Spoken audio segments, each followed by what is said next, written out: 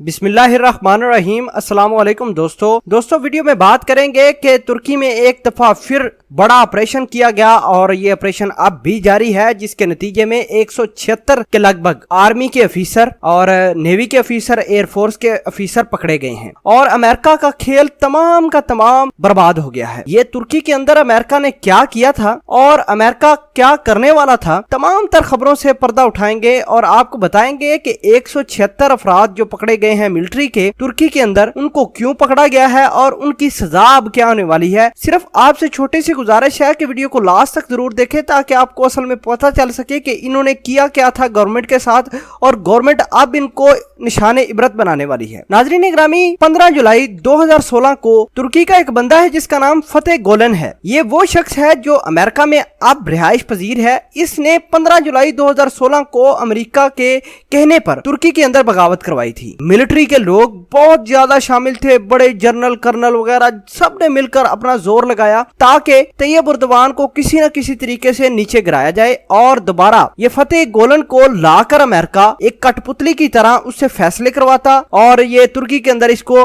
Place करता। बहरहाल अवाम ने बड़ा अच्छा रिस्पांस दिया था उस वक्त और अमेरिका का जो ख्वाब था वो चकनाचूर हो गया था। अमेरिका चाहता था बगावत हो जाए, फतेह गोलन की मतलब उसको इस्तेमाल किया था। फतेह गोलन के साथ अमेरिका के जो बड़े बड़े ऑफिशियल्स हैं उनकी सपोर्ट है फतेह गोलन को। बहरहाल दोस्तों, बात यह है कि उसी लिंक के जरिए, उसी कड़ी के तहत इन जो 176 अफराद हैं मिलिट्री को, उनको दोबारा गिरफ्तार किया गया है और तुर्की की जो नई प्रेस रिलीज है उसके मुताबिक ये वो लोग हैं जो दोबारा तुर्की के अंदर एक नया तहलका, नया ड्रामा मचाने के लिए बिल्कुल तैयारी कर रहे थे। गोलन के साथ, जो फतेह गोलन है अमेरिका के अंदर रिहाइश पजीर है, इसके साथ राब्ते हैं। और आपको ये बताते चलें कि तुर्की की गवर्नमेंट 2016 से अपने खुफिया ऑपरेशन लॉन्च किए हुए है और दुनिया को पता नहीं कि ये ऑफिशियल्स जो हैं तुर्की के अंदर, जो डिफेंस ऑफिशियल हैं जो बगावत करते हैं, उनके पीछे बड़ी ही ज्यादा एक तुर्की की हुकूमत ने इंटेलिजेंस लगा रखी थी और आज दोबारा एक इंटेलिजेंस कामयाब तरीके से सरंजाम पाई। और आपको ये बताते चलें कि दोबारा अफराद गिरफ्तार हुए हैं, जिसमें मेजर जनरल से लेकर लेफ्टिनेंट तक जो रैंक्स हैं उनके लोगों के, आर्मी के लोगों के गिरफ्तारी अमल में लाई गई है।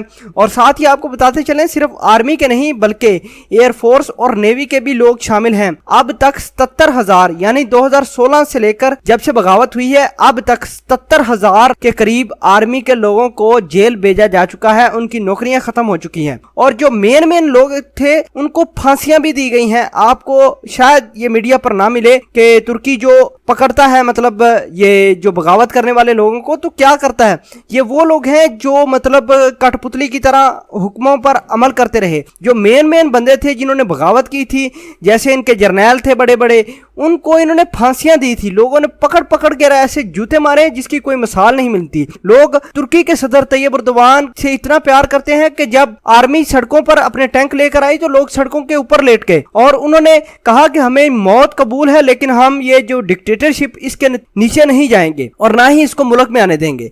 अब ये अमेरिका चाहता क्या था, क्यों मतलब इस तरह ये तमाम तर तमाशा फतेह गोलन की जो थ्रू से करवाया, फतेह गोलन को इस्तेमाल करके इन्होंने बगावत करवाई। ये असल में हुआ क्या था? हुआ ये था कि तैयब उर्दवान जो है रशिया के साथ जा मिले। अलबत्ता जो तुर्की है ये नेटो के साथ इसका अलाइज है, लेकिन पार्टिसिपेट बेसिकली जो है वो रशिया के साथ बड़े ही क्लोज रिलेशनशिप है। आपने देखा होगा कि तुर्की ने S-400 मिसाइल सिस्टम भी रशिया से ले लिया क्योंकि तुर्की के सदर तैयब उर्दवान अमेरिका की बात नहीं मानते थे, अमेरिका की जो कही हुई चीजों पर इंप्लीमेंट नहीं करते थे। अमेरिका को ये तकलीफ थी कि कोई ऐसा बंदा तुर्की के अंदर लाया जाए जो अमेरिका के नीचे चले। अमेरिका ने फतेह गोलन को चूज किया, उसके थ्रू आर्मी के लोगों को खरीदा और बड़े ही ज्यादा डॉलर इन्होंने इन्वेस्ट किए। आपको ये बताते चलें कि अरबों डॉलर का ये प्रोजेक्ट था जो बगावत हुई है, जो नाकाम बगावत हुई है तुर्की के अंदर 2016 के अंदर। तो ये बहुत ज्यादा बड़ा प्रोजेक्ट था और हाई लेवल की गेम थे जिसमें मुख्तलिफ किस्म के लोग यानी बड़े बड़े ऑफिशियल्स, यूरोपीय यूनियन के लोग बड़े इसमें इन्वॉल्व थे। आपको ये बताते चलें कि पूरा यूरोप इस पे फोकस किया किए हुए था इस बगावत के ऊपर, और बहरहाल ये बगावत नाकाम हुई और अमेरिका का जो काम था, जो अमेरिका का मतलब प्लान था, वो तमाम का तमाम तबाह हो गया। और इनके अरबों डॉलर जो यूरोप के थे ये तमाम इस चीज़ पर लगे हुए थे कि अगर तुर्की की हुकूमत जाती है तो हम कामयाब हो जाते हैं, लेकिन वो कामयाब नहीं हुई। अल्लाह की करनी ऐसी हुई कि अमेरिका के अरबों डॉलर का नुकसान हुआ है। अमेरिका के साथ अलाइज भी थे जो अमेरिका को पैसे के तौर पर इन्होंने पैसे दिए थे, और गोलन फतेह जो कि तुर्की का रहायशी है वो अमेरिका में बैठा हुआ है, उधर से आर्मी के लोगों को खरीदा, उसने पैसे दिए और इन्होंने ऐसी गेम चलाई कि पता तक नहीं चला।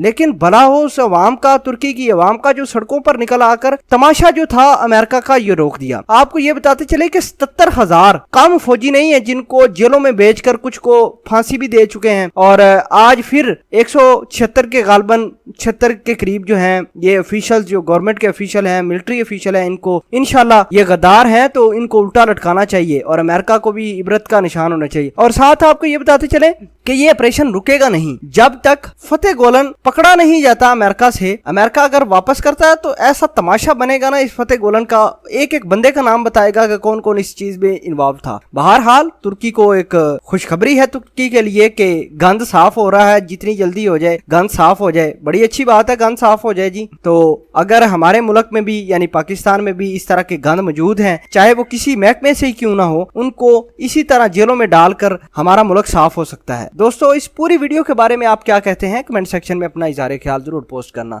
जज़ाकल्लाह।